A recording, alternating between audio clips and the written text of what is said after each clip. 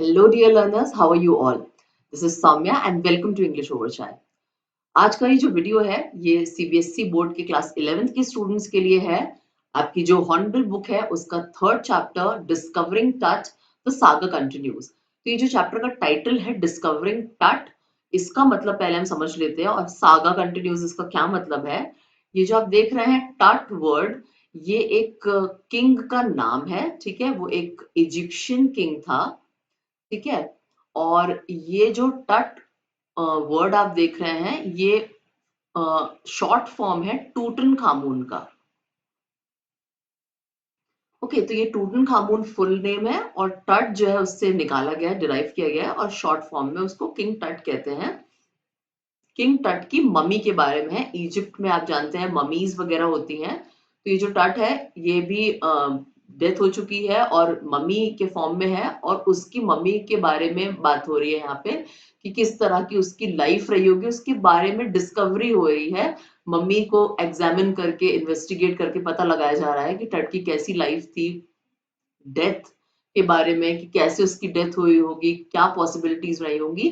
तो ये जो सागा है, सागा का क्या मतलब हुआ, ये जो गाथा है, ये जो कथा है, ये कंटिन्यू है, यानी कि इसका कोई अंत नहीं है। ये इन्वेस्टिगेट लगातार होता जा रहा है और अभी भी नई नई चीजें उसके बारे में सामने आती जा रही है। तो ये हमारा चैप्टर का पूरा एक्सप्लेनेशन था टाइटल का कि क्या मतलब है इस चैप्टर के टाइटल का। It is written by A R Williams. तो अब जल्दी से हम आगे बढ़ते हैं और देखते हैं आज के पॉइंट्स ऑफ डिस्कशन। एक छोटा सा इंट्रोडक्शन है ऑथर का, देन एज यूजुअल जैसे हम चैप्टर एक्सप्लेनेशन करते हैं साथ में वो है, एंड देन वन लाइनर्स आपके 10 क्वेश्चन आंसर्स का सेट है आपके रिकैपिचुलेशन के लिए, इवैल्यूएशन के लिए कि आपको कितना चैप्टर समझ आया है। Now let's begin with about the author. तो ए.आर. विलियम्स जो है 21 अगस्त 1968 को वॉशिंगटन डीसी में बॉर्न हुए थे।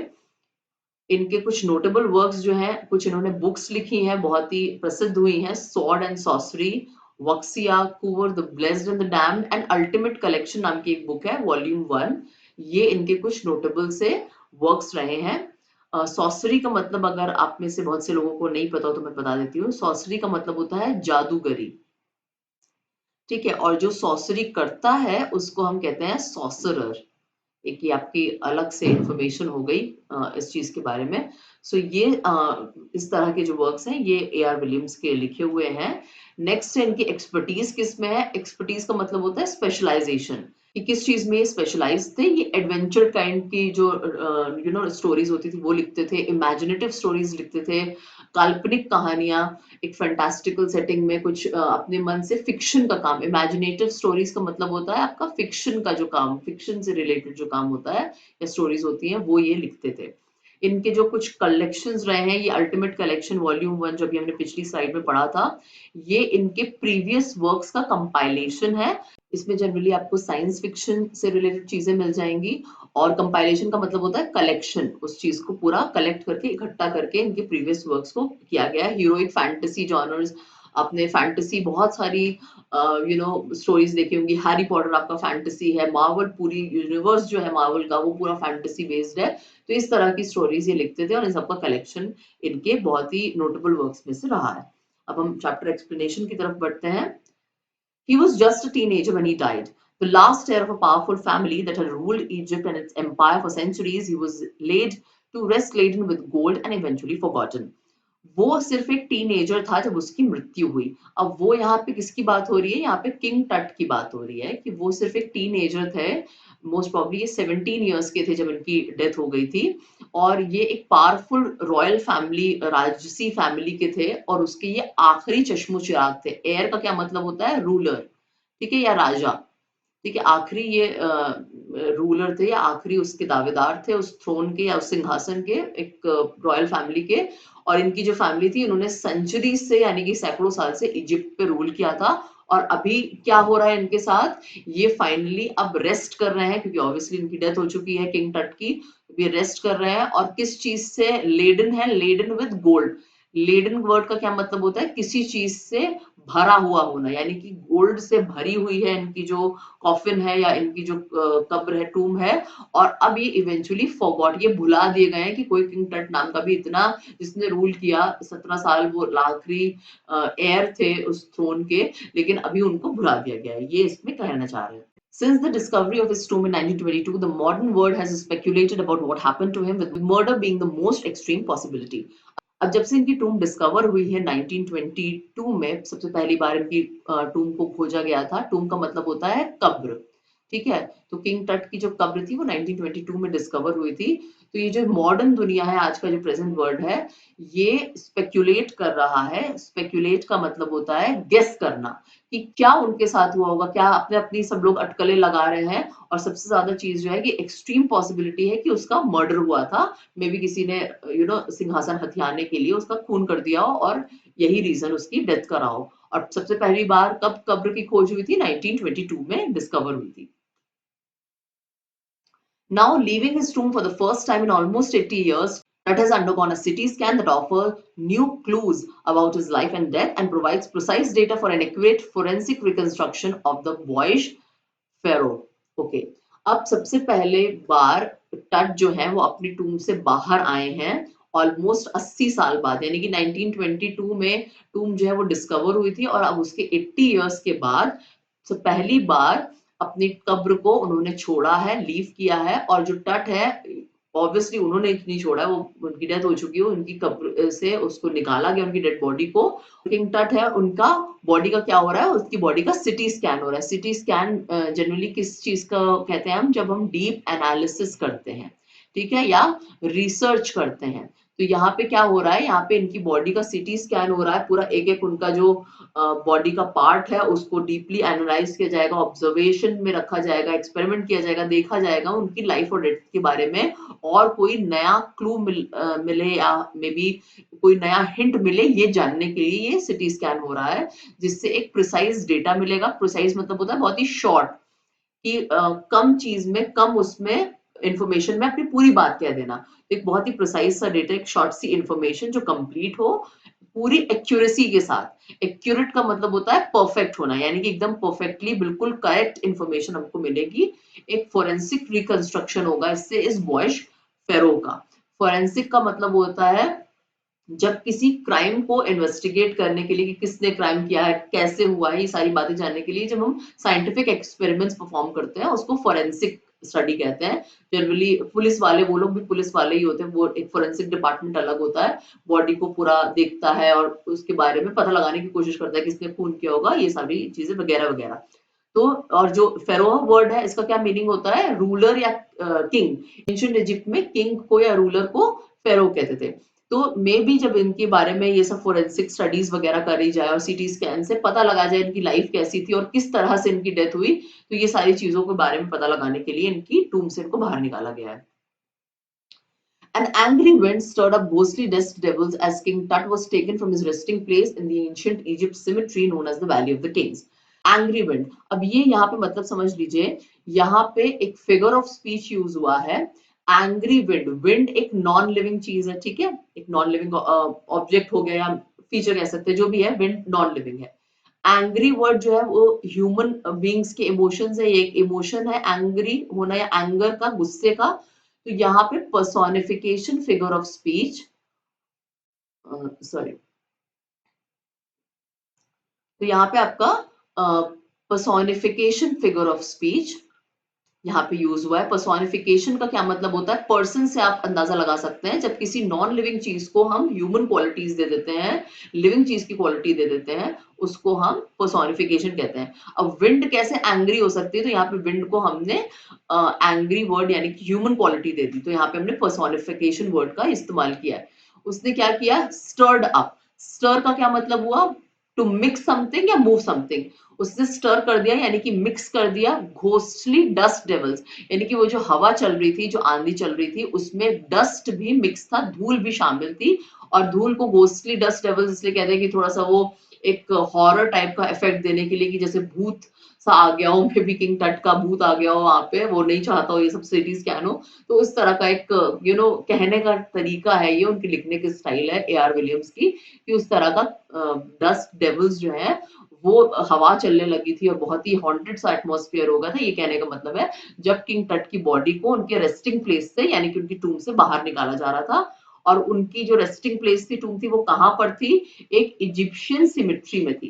सिमिट्री का क्या मतलब होता है? जहां पे लोगों को दफनाया जाता है उनके मरने के बाद, जैसे कि आपका ग्रेवयार्ड हो गया या शमशान घाट हम हिंदुओं में कहते हैं, जहाँ पे डेड बॉडीज जलाई जाती हैं।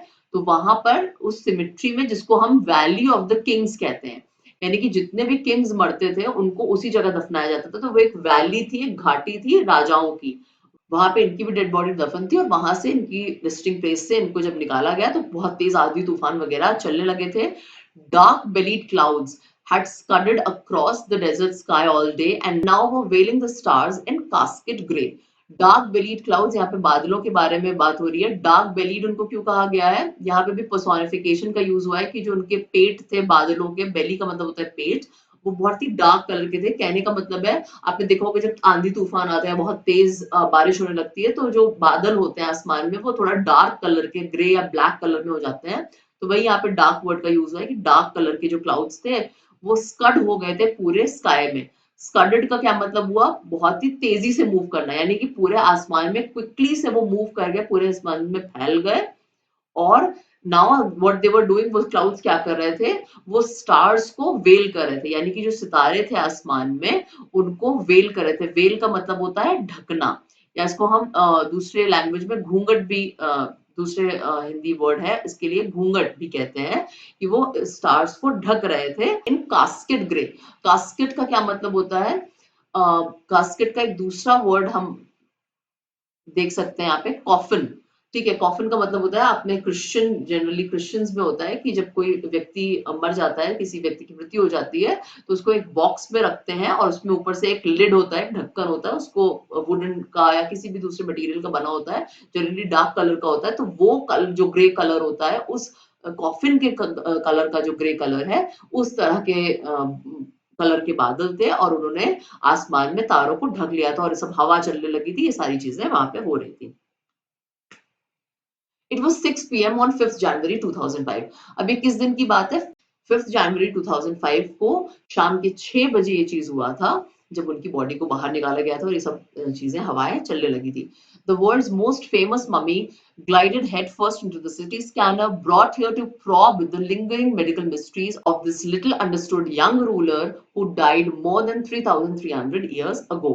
5 जनवरी 2005 को 6 बजे शाम को उनकी बॉडी निकाली गई। वर्ल्ड की सबसे फेमस मम्मी थी। क्या किया गया? सिटी स्कैनर में उसकी उनकी जो मम्मी थी उसको डाला गया। सबसे पहले सिर उनका अंदर गया, बाकी की बॉडी फिर उसके बाद सिटी स्कैनर में गई। ग्लाइडेड का क्या मतलब होता है? ग्लाइडेड वर्ड का मतलब हम यहाँ पे देख लेते हैं। एक गोल्ड की पतली चादर से कवर होना। चूंकि किंग टट जो थे वो एक राजा थे, एक बहुत बड़े सम्राट थे, इसलिए उनका जो पूरा चेहरा था, जो उनकी बॉडी थी, वो सोने की, गोल्ड की पतली चादर से पूरी बॉडी उनकी कवर थी। और ये बहुत ही एक अट्रैक्टिव फीचर था इस वर्ल्ड की सबसे फेमस मम्मी का।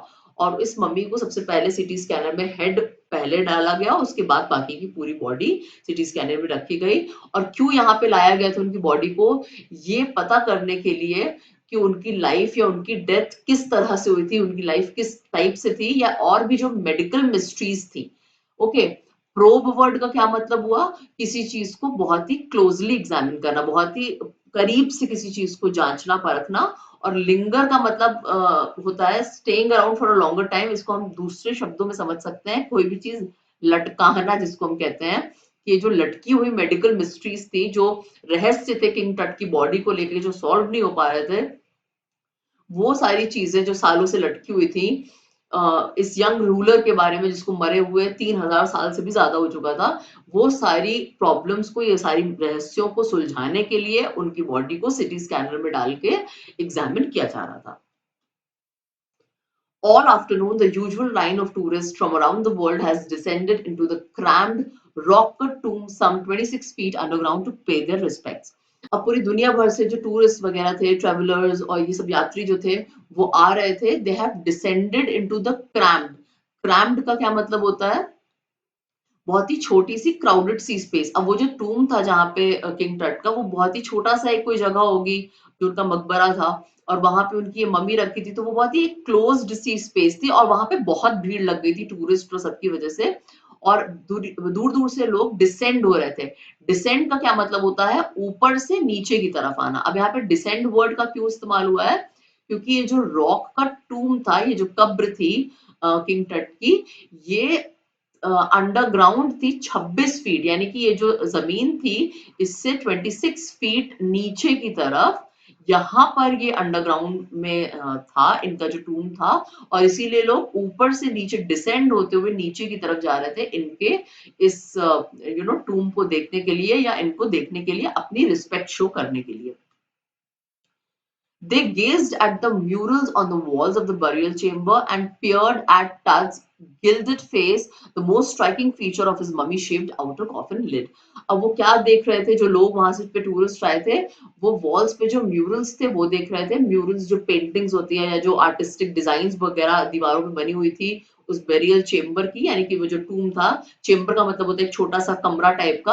और वहां पे बेरियल क्यों कहा गया है? क्योंकि वहां पे उनकी बॉडी दफनाई गई थी। तो इस चेम्बर में जो वॉल्स थी, दीवारें थी, उसमें पेंटिंग्स वगैरह को लोग देख रहे थे।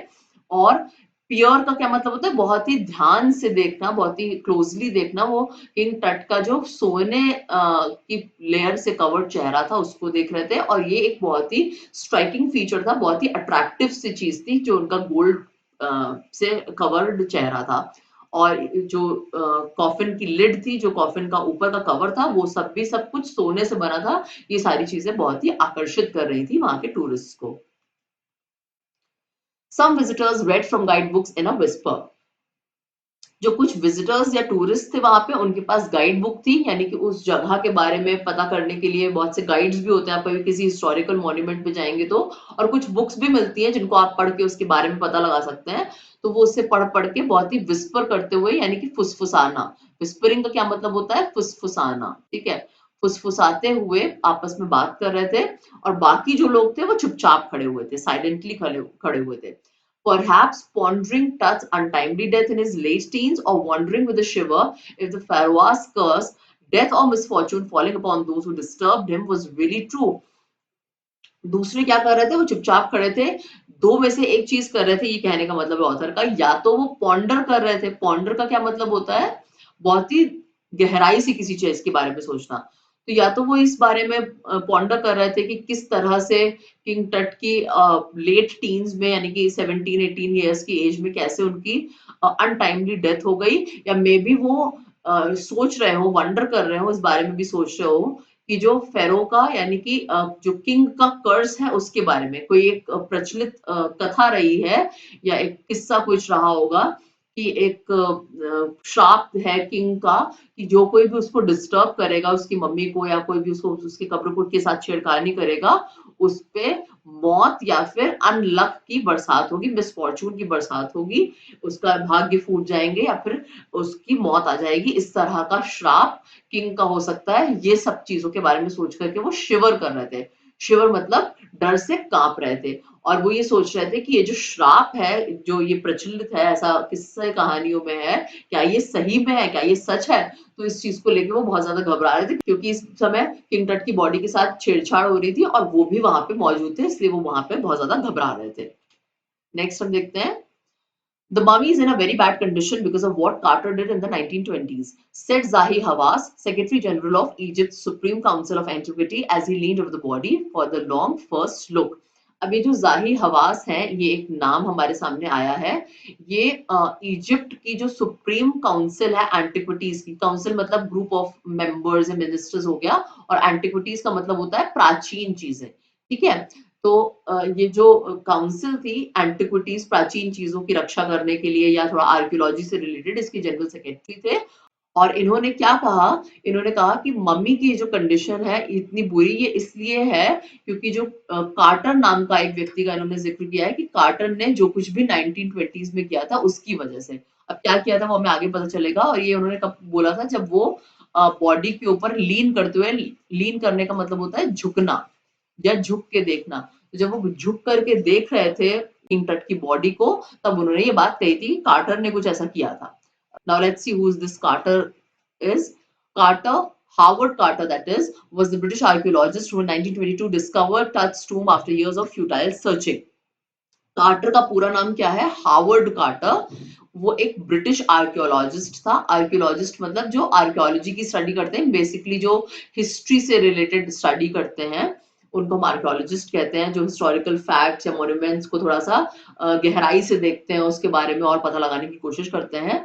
वो 1922 में यहाँ पर आए थे और उन्होंने ये जो किंग टट की टूम है इसको 1922 में डिस्कवर किया था, खोज निकाला था सबसे पहली बार, after years of futile searching. Futile का क्या मतलब हुआ? पॉइंटलेस, बेकार, यानी कि कई सालों तक ये खोजते रहे और हर कोशिश इनकी बेकार जाती रही और कई साल के बाद 1922 में फाइनली इन्होंने किंग टट की जो टूम थी उसको डिस्कवर किया।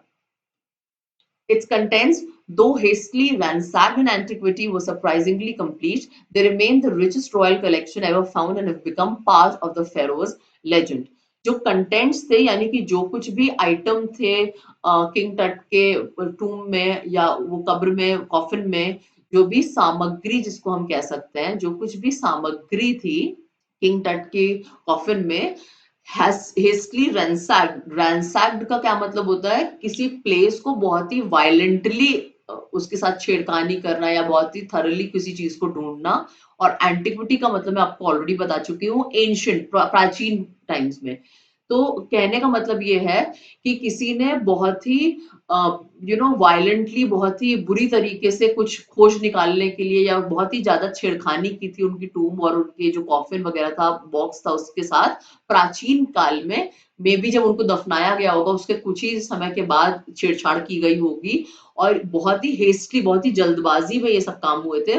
उसके बाद भी बहुत ही ये हैरानी की बात है, बहुत सरप्राइजिंग है कि जो भी कंटेंट्स या सामग्री थी वो सब कंप्लीट थी। They remain the richest royal collection ever found. आज तक का मिला हुआ सबसे ज्यादा रिचेस्ट, ठीक है, सबसे ज्यादा वैल्यूएबल रॉयल कलेक्शन है। रॉयल लोगों के बारे में आज तक जो भी कलेक्शन मिला है उसमें सबसे ज्यादा रिचेस्ट कलेक्शन यही है। और एक फेरो का जो लेजेंड है, जो उनकी कहानी है, किस्सा है, उसका भी एक हिस्सा बन चुका है कि हर चीज इनकी कंप्लीट है और बहुत ही गोल्ड से और हर चीज से भरी हुई है। Stunning artifacts in gold, their eternal brilliance meant to guarantee resurrection, caused a sensation at the time of discovery and still get the most attention. Stunning का मतलब होता है बहुत ही अट्रैक्टिव, बहुत ही आकर्षक होना, ठीक है। आर्टिफैक्ट्स मतलब जो आर्टिस्टिक ऑब्जेक्ट्स हैं सब गोल्ड के बने हुए हैं। जो एटर्नल ब्रिलियंस थी उनकी, किनकी? जो एंशियंट टाइम्स के लोग थे, ठीक है, एंशियंट पीपल, ठीक है। उनकी जो एटर्नल ब्रिलियंस थी या इंटेलिजेंस थी, क्या इंटेलिजेंस थी? कि रेजरेक्शन को वो गारंटी करवाना चाहते थे किंग टट का। रेजरेक्शन का क्या मतलब हुआ? आफ्टर लाइफ का जो कॉन्सेप्ट होता है, बहुत सारे धर्म ऐसे होते हैं जो रिजरेक्शन में या आफ्टर लाइफ में बिलीव करते हैं कि डेथ के बाद फिजिकल बॉडी मर जाती है लेकिन आत्मा की एक और लाइफ होती है, आफ्टर लाइफ जिसको कहते हैं, और मौत के बाद की जो जिंदगी होती है उसमें चीजों की जरूरत पड़ती है। तो ये उन्होंने अपने दिमाग लगाया अपनी इंटेलिजेंस से कि ये सारी जो गोल्ड से रिलेटेड चीजें हैं और ये सब रख देंगे तो रिजरेक्शन गारंटी हो जाएगा, यानी कि आफ्टर लाइफ में उनकी जो जिंदगी है किंग टट की वो बहुत आराम से बीतेगी, ये गारंटीड हो जाएगी। और ये सारी जो चीजें हैं, इसने जब ये सब चीजें डिस्कवर हुई थी गोल्ड की और ये सारी चीजें 1922 में, तो डिस्कवरी के टाइम पर, ठीक है, 1922 में डिस्कवरी के टाइम पे ये बहुत बड़ा सेंसेशन, बहुत ही ज्यादा चर्चा का विषय बन गई थी और आज भी बहुत ज्यादा अटेंशन ग्रास्प करता है। But Tut was also buried with everyday things he'd want in the afterlife. तो afterlife मैं आपको already बता चुकी हूँ, life after death। तो ये जो किंग टट थे ये सोने चांदी और इन सारी चीजों के अलावा जो रोजमर्रा की जो जरूरत की चीजें होती हैं आफ्टर लाइफ में जिसकी जरूरत होती है वो भी दफनाई गई थी इनके साथ। बोर्ड गेम्स थे, ब्रॉन्ज रेजर था, लिनन अंडरगारमेंट्स थे और फूड और वाइन, ये सारी चीजें रख के कि ये सारी चीजें उनको आफ्टर लाइफ में काम आएंगी, उनके साथ दफना दी गई थी। After months of carefully recording the pharaoh's funerary treasures, Carter began investigating his three nested coffins. Funerary का क्या मतलब होता है? फ्यूनरल से रिलेटेड, ठीक है, या जो भी हम जिसको हिंदी में कहते हैं क्रियाकर्म का जो काम होता है, डेथ के बाद के जो भी काम होते हैं उसको हम फ्यूनररी कहते हैं, या वो सब जो सेरेमनीज होती है, जो भी चीजें प्रोसीडिंग्स होती हैं, वो सारे जो ट्रेजर्स थे, वो सारी जो चीजें रखी गई थी किंग टट की बॉडी के साथ में, उसको कई महीनों तक केयरफुली रिकॉर्ड किया था, एग्जामिन किया था, और फिर कार्टर ने क्या किया, इन्वेस्टिगेट करना शुरू किया, खोजबीन करनी शुरू की, जो 3 नेस्टेड कॉफिन थी किंग टट की, उसके बारे में। 3 नेस्टेड का क्या मतलब होता है, जैसे मान लीजिए एक ये छोटा सा कॉफिन है, ठीक है, यहाँ पे मम्मी है किंग टट की, इसके ऊपर एक थोड़ा सा बड़े साइज का कॉफिन है जो उसके ऊपर है, और एक और उससे भी बड़े साइज का कॉफिन जो सबसे ऊपर है। तो 3 नेस्टेड, 3 लेयर में ये कॉफिन था। एक कॉफिन के अंदर, जैसे कहते हैं ना डिब्बे के अंदर डिब्बा, डिब्बे के अंदर डिब्बा, वही चीज यहाँ पर है कि एक कॉफिन के अंदर उससे छोटा कॉफिन, और उस कॉफिन के अंदर सबसे छोटा कॉफिन, और उसके अंदर मम्मी। इस टाइप से इसको 3 नेस्टेड कॉफिन कहा गया है। वो कार्टर ने इन्वेस्टिगेट करना शुरू कर दिया। Opening the first, he found the shroud adorned with garlands of willow and olive leaves, wild celery, lotus petals, and cornflowers, the faded evidence of a burial in March or April. अब जब सबसे पहला वाला lid, जो पहला वाला coffin था, वो खोला तो एक श्राउड दिखा।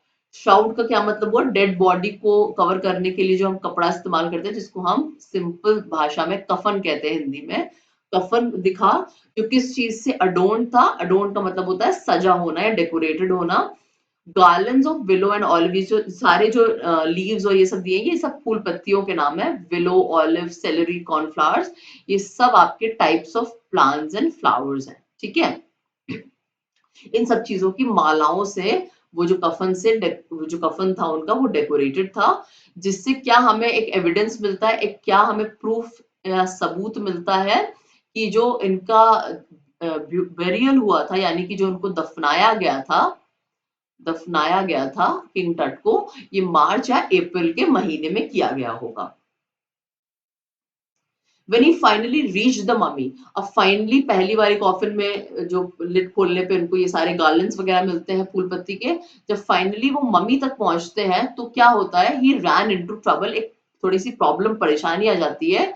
The ritual raisins has hardened, cementing touch to the bottom of his solid gold coffin. ये जो कॉफिन है, ये प्योर खालिस सोने की बनी है, प्योर गोल्ड की बनी है। रेजिन्स जो होता है वो एक लिक्विड सब्सटेंस होता है, एक लिक्विड मटेरियल होता है, ठीक है, जिसको बॉडी को प्रिजर्व करने के लिए रखा जाता है कि बॉडी खराब ना हो जाए, समय के साथ साथ सड़ ना जाए। वो एक लिक्विड सब्सटेंस होता है, उसी में ही किंग टट की बॉडी रखी गई थी। लेकिन अभी क्या हो गया कि 3300 साल से भी ज्यादा हो गया है उनकी बॉडी को दफने हुए। उसकी वजह से वो जो रेजिन्स है वो बहुत ही हार्ड हो गया, और किंग टट की जो बॉडी है वो उसमें सीमेंट हो गई है। तो उसको इतनी हार्ड हो गई है वो रेजिन, और उनकी बॉडी उसमें सीमेंट हो गई है, तो वो मम्मी को निकालने कैसे, ये बहुत बड़ी परेशानी की बात हो गई है।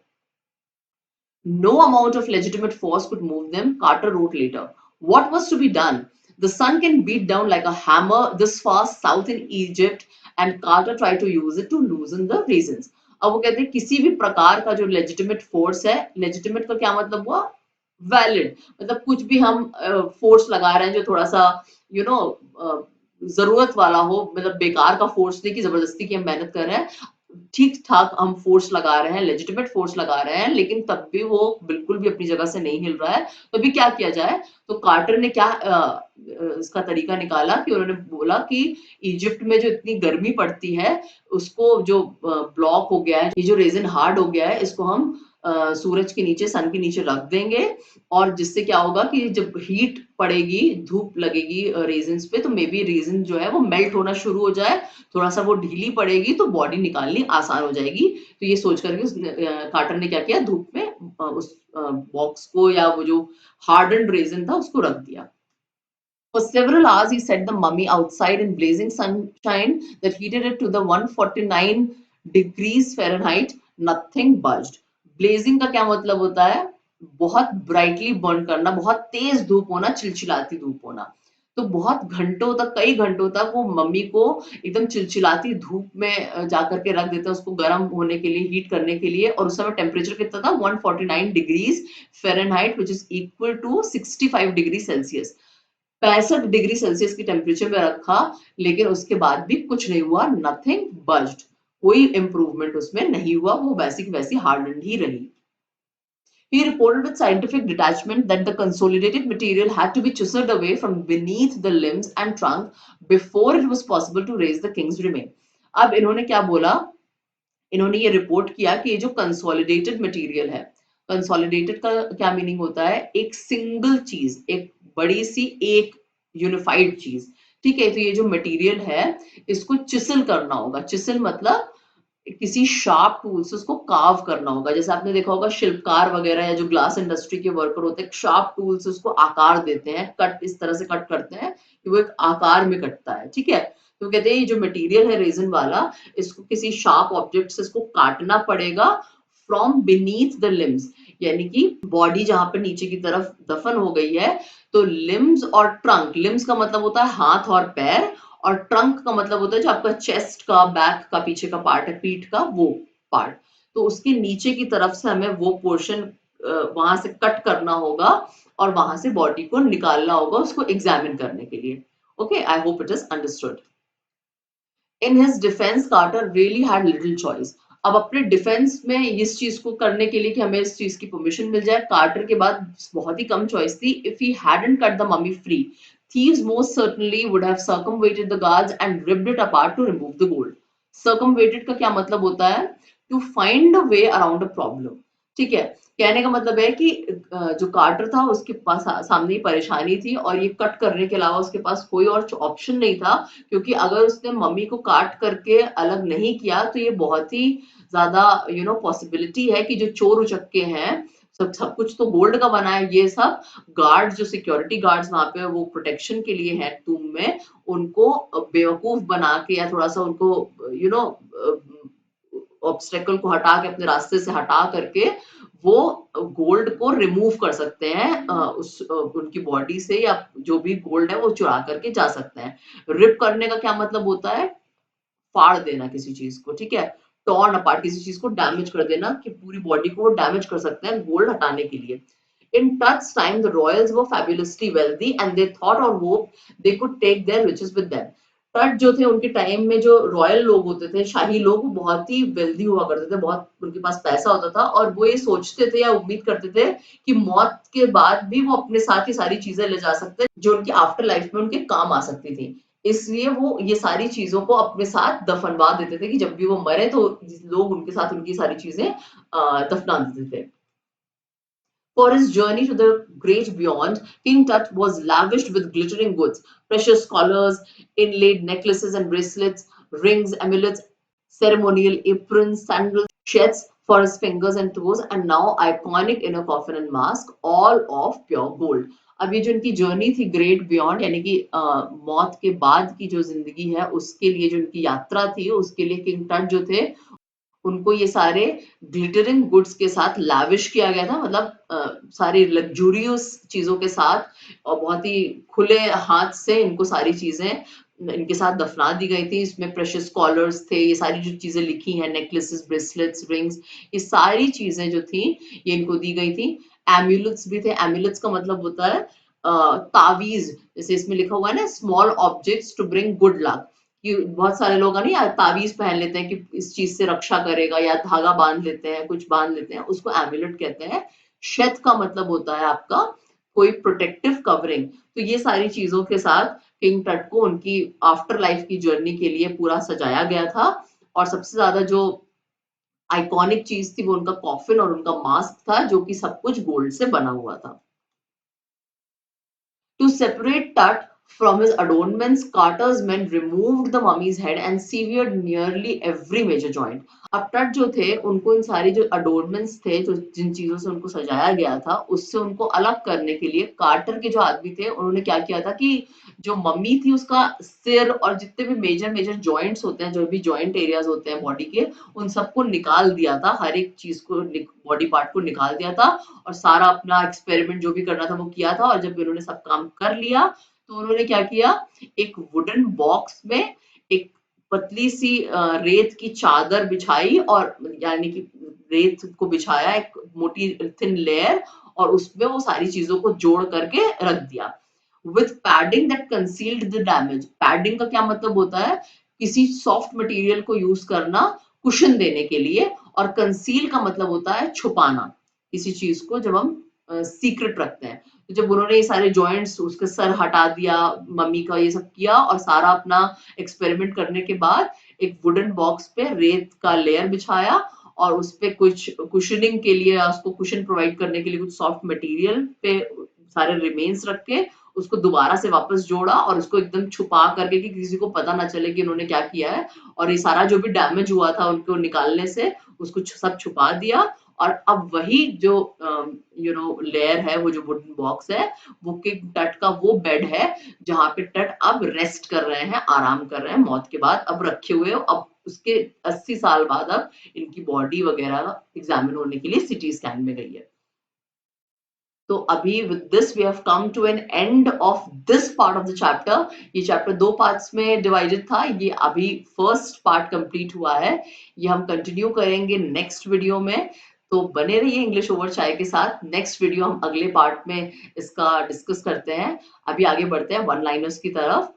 When was King Tut's tomb discovered? सबसे पहले कब डिस्कवर हुई थी? 1922 में। Who discovered Tutankhamun's tomb? किसने डिस्कवर की थी? हावर्ड कार्टर ने। Why did Tutankhamun's mummy undergo a CT scan in 2005? क्यों सिटी स्कैन हुआ था? ताकि जो भी मेडिकल मिस्ट्रीज हैं वो सब अनरेवल हो सके, यानी कि ओपन हो सके, सामने आ सके कि टूटनखामुन की लाइफ कैसी थी और उनकी डेथ कैसे हुई थी। What is the condition of Tutankhamun's mummy according to Zahi Hawass? कि मम्मी जो थी वो बहुत ही बुरी कंडीशन में थी। What were the most striking features of Tut's burial artifacts? टट के जो burial artifacts थे उस पे सबसे ज्यादा क्या खास बात थी कि वो सारी चीजें गोल्ड की बनी हुई थी। Why did Howard Carter resort to chiseling away material? क्यों वो कट करके मटेरियल को निकालना चाहते थे? He wanted to free Tut's mummy from solid gold coffin। जो उनकी गोल्ड की कॉफिन थी उससे उनकी मम्मी को बाहर निकालना चाहते थे ताकि वो उसको एग्जामिन कर सके। How did Carter attempt to use the sun during the discovery process? Sun का क्या यूज था? He set the mummy outside in blazing sunshine to loosen hardened raisins। जो रेजिन्स थी, जो हार्ड हो चुकी थी समय के साथ साथ, उसको थोड़ा सा ढीला करने के लिए, मेल्ट करने के लिए तचती धूप में उन्होंने मम्मी को बाहर रख दिया था। ये उनका अटेम्प्ट था। What were some everyday items buried with Tutankhamun? क्या everyday items थे? Board games, bronze razor, linen undergarments, food, wine, ये सब के साथ उनको बेरी किया गया था। What did the royals in Tutankhamun's time believe about their riches? क्या बिलीव करते थे टूटनखामुन के टाइम में जो रॉयल लोग थे? वो ये समझते थे कि वो अपने जो भी रिचेस या वैल्यूएबल आइटम्स हैं वो आफ्टर लाइफ पे अपने साथ ले जा सकते हैं। Why did Carter take extreme measures to free Tutankhamun's mummy? क्योंकि वो उस मम्मी को प्रोटेक्ट करना चाहते थे पॉसिबल या पोटेंशियल थीफ से, चोरों से, मे बी गोल्ड को चुरा ले सकते हैं। So with this we have come to an end of today's video.